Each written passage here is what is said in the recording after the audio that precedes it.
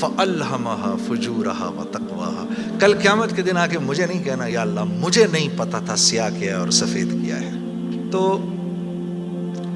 سب سے ضروری بات وہ یہ کہ جو سمجھنے کی ہے وہ یہ کہ ہم اس دنیا میں کیوں آئے ہیں. یہ سب سے امپورٹنٹ بات ہے. ہم اس دنیا کے اندر آئے ہیں ایک شاندار آخرت بنانے کے لیے. ہم اس دنیا میں کیوں آئے ہیں؟ ایک شاندار آخرت بنانے کے لیے. جو اس نیت سے دنیا میں زندگی گزارتا ہے اللہ رب العزت دنیا اس کی خود بناتے ہیں. انسان اپنی محنت سے اپنی دنیا نہیں بنا سکتا. انسان اپنی محنت سے اپنی دنیا نہیں بنا سکتا. وہ اپنے آپ کو نہیں بنا سکتا تو باقی دنیا کیا بنائے گا؟ ٹھیک ہے. میں چاہوں کہ میری جوانی کبھی بڑھاپے کی طرف نہ جائے، یہ ہو نہیں سکتا. میرا اپنے اوپر تو زور چلتا نہیں ہے. نہ میں اپنی مرضی سے آیا، نہ اپنی مرضی سے رہ رہا ہوں، اور نہ اپنی مرضی سے دنیا سے جاؤں گا. یہ کیسی دنیا ہے کہ اس کی کوئی بھی چیز میرے قابو میں نہیں ہے. آپ یہاں رہتے ہیں، میں کراچی میں رہتا ہوں، کوئی لاہور میں رہتا ہے، کوئی پنڈی میں رہتا ہے، اور آپ کو پتہ ہے کہ یہاں آپ اپنی مرضی سے نہیں آئے ہوئے. یہ بھی بڑی عجیب بات ہے. قرآن میں اللہ فرماتے ہیں 5 چیزیں ایسی ہیں جس کے بارے میں کوئی نہیں جانتا. جو اس کے بارے میں جو بات کر رہا ہے سب غلط کر رہا ہے. 5 چیزیں کون سی ہیں؟ سب سے پہلے ان اللہ عندہ علم الساعہ. اللہ کہتے ہیں سوائے اللہ کے کوئی نہیں جانتا قیامت کب آئے گی. وَيُنَزِّلُ الْغَيْثَ.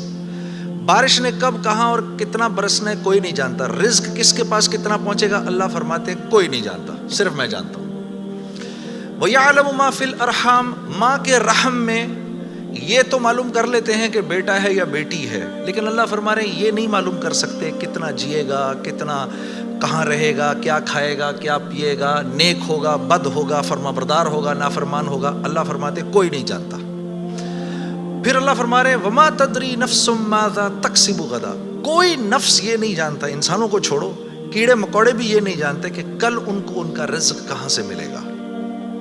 مجھے نہیں پتا تھا کہ آج میں کھانا یہاں بیٹھ کے کھاؤں گا، کوئی آئیڈیا نہیں. اللہ کہتے کوئی نہیں جانتا. پھر اللہ کہہ رہے ہیں 5ویں چیز وما تدری نفس بأی ارض تموت. کسی نفس کو نہیں پتا کہ اس کو موت کب آئے گی اور کہاں آئے گی. وما تدری نفس بأی ارض تموت. کسی نفس کو نہیں پتا اس کو اس کی موت کل کہاں آئے گی. یہ 5 چیزیں کوئی نہیں جانتا. اب ان 5 چیزوں کا براہ راست ہماری زندگی سے تعلق ہے. تو پھر یہ کیسی زندگی ہے، یہ کیسی دنیا ہے جس کے بارے میں کچھ بھی نہیں جانتا. تو اللہ رب العزت نے دنیا کا بننا بگڑنا یہ انسان کے ہاتھ میں نہیں رکھا. یہ انسان کے ہاتھ میں نہیں رکھا. اور اختیار کتنا دیا؟ ہم کہتے ہیں نا بھائی انسان کو اختیار ہے. بھائی اختیار کتنا دیا؟ اختیار اتنا دیا. کسی نے حضرت علی کرم اللہ وجہ سے پوچھا کہ حضرت یہ میرے پاس دنیا میں کتنا اختیار ہے؟ کہا ایک ٹانگ اٹھاؤ اپنی. تو اس نے اپنی ایک ٹانگ اٹھا لی. کہا جی دوسری اٹھاؤ. کہا جی وہ نہیں اٹھا سکتا. کہا بس اتنا اختیار ہے تیرے پاس. انسان کے پاس اتنا اختیار ہے. اور جو اختیار ہے وہ کیا ہے یہ جاننا بڑا ضروری ہے. انسان کے پاس کیا اختیار ہے؟ اللہ نے انسان وہ واحد مخلوق ہے پوری کائنات میں جو اپنی جان کے استعمال کو بھی جانتی ہے اور چیزوں کے استعمال کو بھی جانتی ہے. انسان کے علاوہ اور کسی مخلوق کو یہ نہیں پتا کہ میں نے اپنی جان کو کیسے استعمال کرنا ہے اور چیزوں کو کیسے استعمال کرنا ہے. گھوڑے کو نہیں پتا کہ میں نے اپنے آپ کو کس کام میں لگانا ہے اور میں نے بکری کا کیا استعمال کرنا ہے. بکری کو نہیں پتا کہ میں کس کام کے لیے دنیا میں آئی ہوں. اس کو کوئی آئیڈیا نہیں ہے کہ بلی کا میں نے کیا استعمال کرنا ہے. ٹھیک ہے.